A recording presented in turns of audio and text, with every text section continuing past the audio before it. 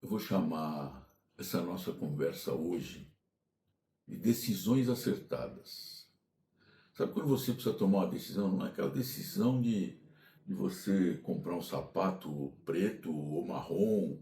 Não, são decisões que às vezes afetam a sua vida e afetam a vida daqueles que estão à sua volta. Ou numa empresa, de repente você é dono de uma empresa, pode afetar a vida da sua empresa, enfim, vida financeira, vida de relacionamento com empregados, com patrões, enfim, são decisões que afetam. E aí, por isso que eu chamei aqui, eu quero chamar esse estudo aqui de decisões acertadas. E assim, fique sabendo que você não precisa acertar sozinho, né? Você não precisa ter uma decisão e acertar sozinho. Consulta Deus, consulta, busca conselhos, se coloca onde você está nesse momento, para onde que você pode ir. Eu não vou indicar um livro 10 passos para que você tome uma decisão acertada. Não vou fazer isso, né? E tá cheio disso aí. Tá cheio, cheio, cheio. O que mais tem descobriram esse veio no mercado de autoajuda, né? Então, olha, 10 passos para que você consiga o que você quer, tal. E tudo depende de uma decisão que você vai tomar. O que a gente vai falar aqui hoje, o que a gente vai estudar aqui hoje, está baseado na Bíblia. A Bíblia já nos traça um caminho para que a gente possa tomar decisões acertadas.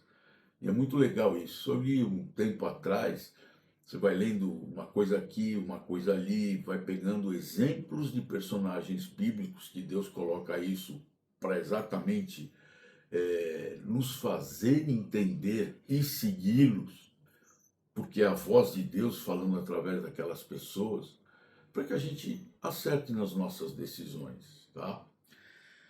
A gente vai ler um texto aqui, tem muitos personagens, muitos, por exemplo, o rei Davi, que é o que a gente vai estudar aqui hoje, o profeta Daniel, que foram caras assim que claramente você percebe ali que tiveram que tomar decisões importantes e claramente é um ensinamento para nós. Deus estava agindo ali com eles. A gente vai estudar hoje o do rei Davi. Só para contextualizar aqui, o que acontecia? O povo de Israel não tinha um rei. Eles eram regidos pelo próprio Deus. E tinha um profeta Samuel na época, né? E aí o povo chegou em Samuel e falou: pô, vem cá, a gente quer ser como as outras nações. Todas as outras nações têm um rei. Por que a gente não pode ter um rei? E aí, né, o profeta Samuel falava e conversava com Deus, falou: pô, Senhor, estou chateado por causa disso. Aí Deus virou assim: fica tranquilo, porque eles não rejeitaram a ti, rejeitaram a mim como rei. Mas escolhe um rei para eles, né? Bom, aí escolheram o rei Saul.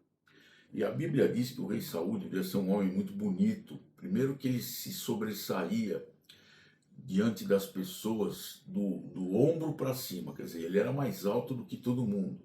Devia ser um homem bonito. Diz que o cabelo dele pesava não sei quanto, tem uma medida lá aqui na Bíblia, né?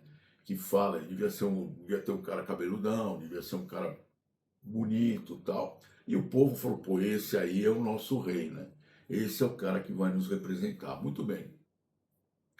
Estou contextualizando aqui, tá? Só que Saul, ele foi infiel, ele não obedecia a Deus, não obedecia a Samuel. E aí Deus falou: bom, chega de brincadeira, eu vou ungir outra pessoa que vai substituir o rei Saul. Muito bem, ele escolheu a Davi. E Davi, um dia aqui a gente vai falar sobre ele, o que ele era, né? Como que Deus escolheu ele. Era um filho de tantos irmãos que tinha o pai dele lá. E ele, sabe, ele era o cara mais deixado à toa lá, entendeu? Tanto é que quando Samuel foi para ungir Davi, Deus falou: você vai na casa dele e você vai pegar lá e vai ungir Davi. Aí o pai apresentou todos os irmãos e falou: pô, mas. E Deus falava para Samuel: não é nenhum desses. Pô, mas cadê o seu? Você não tem mais nenhum filho? Ah, tem um lá.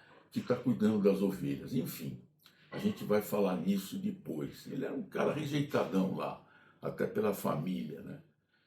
Mas enfim, Deus pegou Davi como sendo substituto. Quando Saul ficou sabendo disso, o que o Saul fez? Queria matar Davi.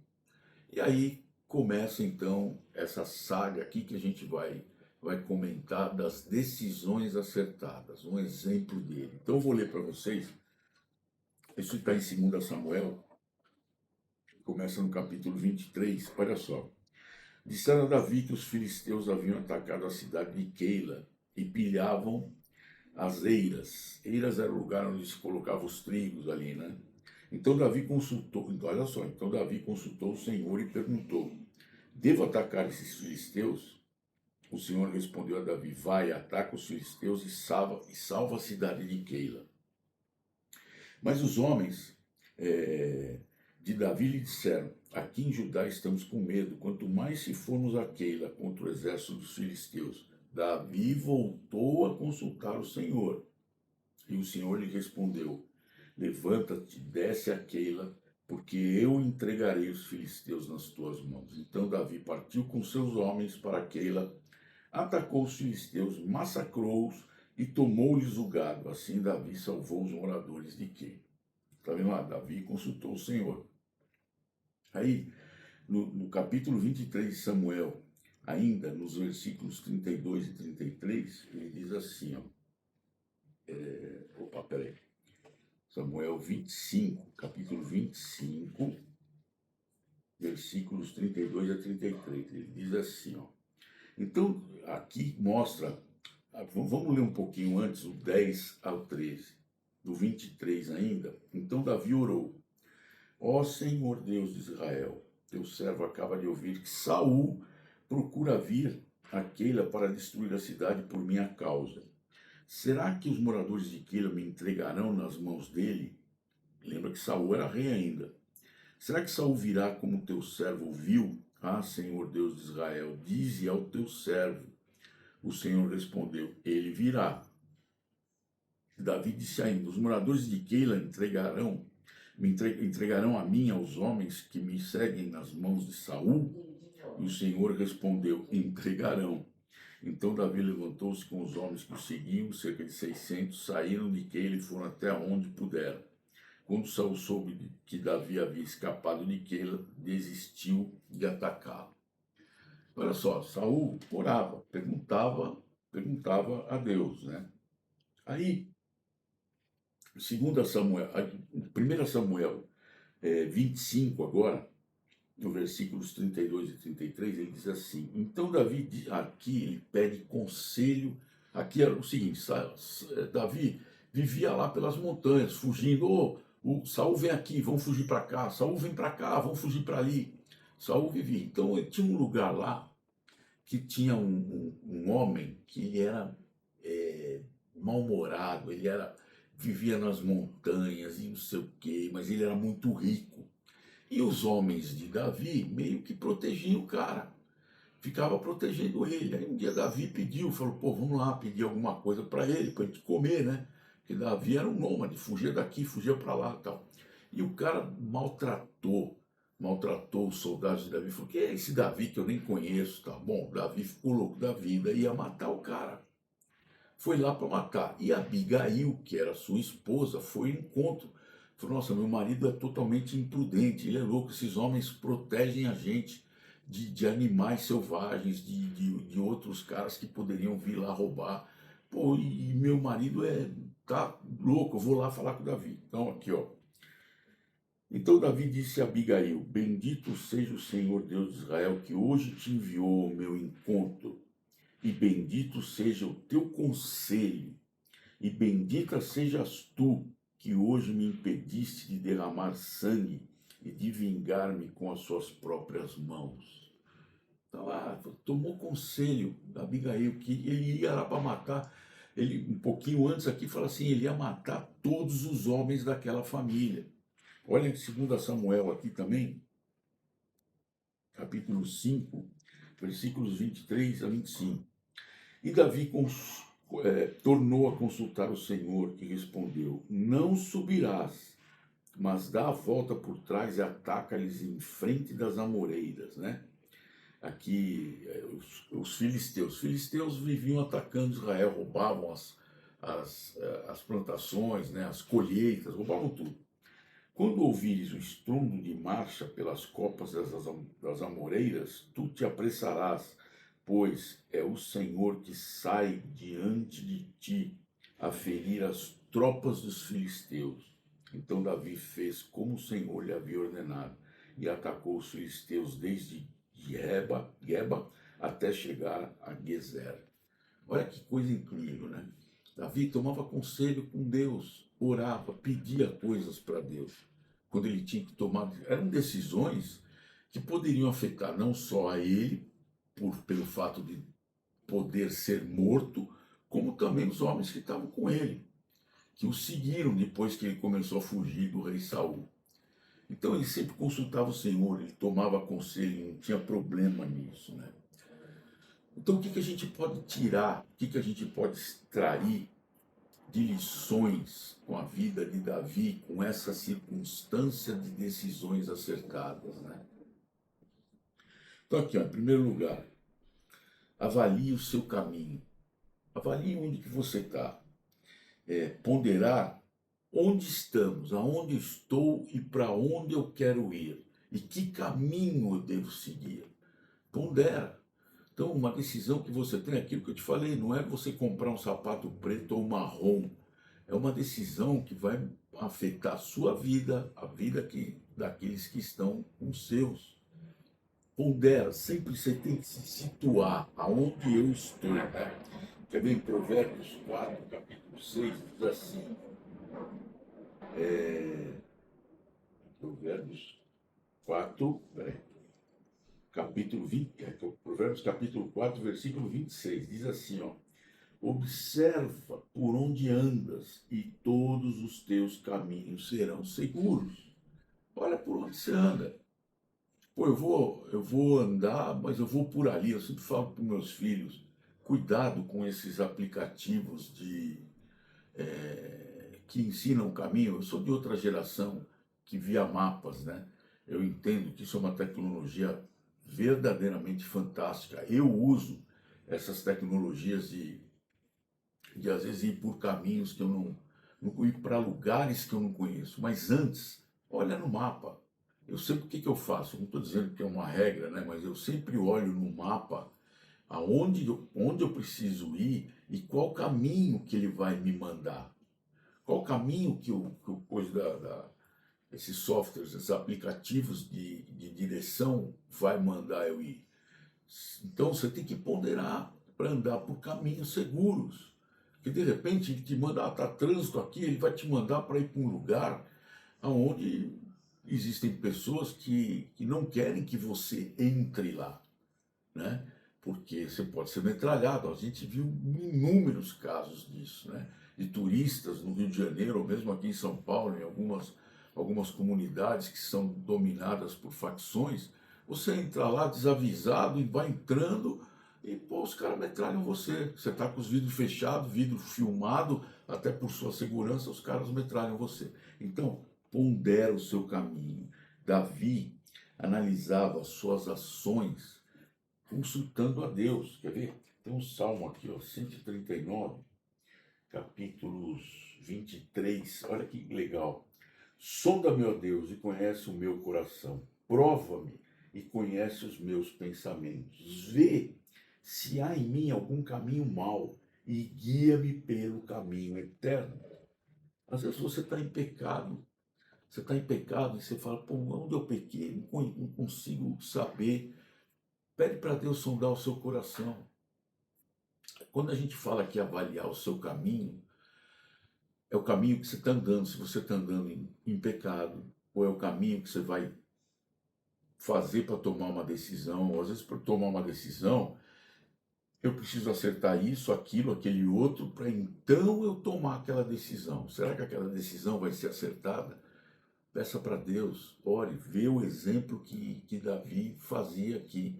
e avalia, pede para Deus, por exemplo, você vai tomar uma decisão importante na sua vida, olha o que ele fala aqui, sonda, meu Deus, o meu coração, e vê se há alguma coisa impura, e me mostra. Legal isso aí, interessante isso aí, né? Aí você tem que ponderar assim, será que a minha vida tem... Eu vivo uma vida com propósito? Ou a minha vida é... Eu vou levando a vida do jeito que der, é, e pronto, né? Você tem que falar assim, será que eu estou na direção que Deus quer que eu esteja? Né? Você está andando com Deus diariamente? Cristo fala, eu estarei convosco todos os dias até o final. Você está andando com Deus, você tem o Espírito Santo habitando no seu coração. Você está fazendo as coisas corretamente. Se você ainda não entrou nessa, se você ainda não entregou a sua vida para Cristo, entrega. Olha os exemplos que a gente tem aqui. Você anda tomando decisões tortas, ou decisões que não dão em nada, ou às vezes pior ainda, né? Decisões que vão totalmente ao oposto de onde você queria ir. Avalia isso, né? Avalie isso daí. Novamente, busque a direção de Deus. Busque. Deus é o centro para eu tomar as minhas decisões. Olha o que ele fala aqui em Provérbios 3. Provérbios capítulo 3, versículos de 5 a 6. Ele diz assim, ó, confia no Senhor de todo o coração e não no teu próprio entendimento. Ah, não, meu coração... Confia no Senhor de todo o teu coração, não no teu próprio entendimento. Reconhece-o em todos os teus caminhos, e ele endireitará as tuas veredas. Não seja sábio aos teus próprios olhos, teme o Senhor e desvia-te do mal. Isso te trará saúde ao corpo e vigor aos ossos. Sabe aquela pessoa que é sábia aos próprios olhos? Que fica se auto-elogiando. Você já conhece gente assim? Eu conheço muita gente assim, que vai daqui, vai de lá, quer dar um jeitinho de falar, olha, eu fiz isso, olha, eu fiz aquilo, sabe? Gente, confia, o Senhor é o centro das tuas decisões, ele tem que ser. Davi consultava a Deus antes de agir sobre qualquer aspecto. Lembra ali que a gente viu lá em 1 Samuel, capítulo 23, ó. Então Davi consultou o Senhor. Davi voltou a consultar o Senhor. Davi salvou os moradores de Keila. E Davi orou. Davi consultava o Senhor todo. Então, decisões acertadas, né? Decisões certas, né? Começam com a presença certa. Na presença certa, né? Quando você toma decisões certas, você tem que estar na presença daquele que vai te indicar o caminho. Pensa nisso, avalia isso daí. Outra coisa que a gente aprende com tudo isso aqui, não decida sozinho. Busque conselhos, busque. Conselhos trazem certeza, trazem estratégia. Eu gosto muito de um provérbio que muitos falam assim, muitas pessoas dizem assim, pô, se conselho fosse bom, não seria dado de graça. Isso é um ditado, existe esse ditado aí no mercado, no mundo, mas é uma inverdade, né? A gente deve buscar conselhos, é claro que deve buscar. A Bíblia tem muita informação acerca desse fato, né? Inclusive quando morre o rei Davi, os filhos assumem, o filho dele que vai assumir buscou conselho nas pessoas mais sábias, mais velhas. Não estou dizendo que a pessoa, para ser sábia, tem que ser mais velha. Tem o caso de Timóteo. O próprio Jesus fala, não deixa que as pessoas te menosprezem pela tua idade. Ele era um cara novo, mas ele era um cara sábio, né? Mas aí o filho de Davi foi consultar com o pessoal que cresceu com ele, eram os filhinhos de papai, tudo da nobreza. Então, fala, não, judia do povo, enfim. Mas busque conselho, veja em quem você vai buscar conselho. A Bíblia diz que nós, cristãos, devemos ser sal e luz. Sal para quê? Para preservar. E luz para quê? Para dar direção. Então, olha o que ele fala aqui em Provérbios 15, 22. Eu gosto muito desse provérbio aqui, ó. Onde não há conselho, os projetos se frustram, mas com os muitos conselheiros, eles se estabelecem. Então, quando você está numa empresa, quando você está num rol de amigos, quando você está na sua família, você precisa tomar uma decisão, você precisa, sei lá, você está descontente com a vida que você está tomando, que você está levando, busque conselhos em pessoas confiáveis, né? Busque conselhos. E aqui fala, então aqui fala até de projetos. Às vezes você está numa empresa, você tem uma ideia, você fala, pô, mas será que essa ideia vai ser boa? Deixa eu buscar conselho, deixa eu chamar minha diretoria aqui, ou deixa eu chamar meus colegas para apresentar para o chefe, ou o chefe mesmo, chama lá a equipe dele, ou vamos conversar aqui, eu estou com uma ideia, o que vocês acham? Busque conselhos, busque. Conselhos trazem, assim, clareza, você consegue definir estratégias a partir dele. Lembra o texto que a gente viu, que a gente leu sobre Abigail, que era a esposa, acho que era Nabal o nome do cara, que era ruim, que era uma pessoa ruim. No fim, esse cara acabou morrendo, né? Quando falaram para ele, olha, a esposa levou um monte de coisas lá para Davi, que ele vinha aqui matar todo mundo. O cara teve um infarto, disse que o coração dele ficou duro que nem uma pedra. Ele deve ter infartado e morreu. Então, ele ouviu ela, ele ouviu o que ela tinha para dizer, falou, não, não faz isso e tal. E evitou um grande erro. Então, aí vai um outro ditado, não está escrito na Bíblia, pelo menos não dessa forma, né? Mas quem escuta mais erra menos. Quem escuta mais erra menos. Agora, escuta mais de quem? De pessoas confiáveis, né? Então, gente, decisões acertadas, elas geram paz. Você fica em paz e você tem uma direção para seguir. A gente leu isso lá em 2 Samuel, né, capítulo 5.